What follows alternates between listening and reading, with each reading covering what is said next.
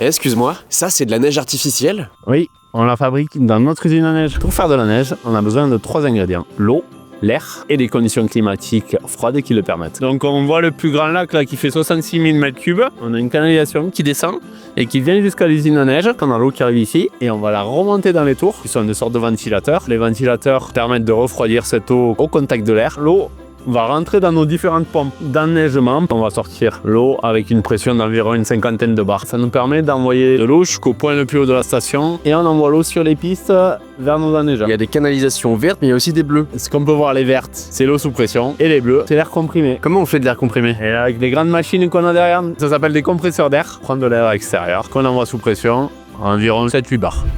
Et donc ça c'est quoi?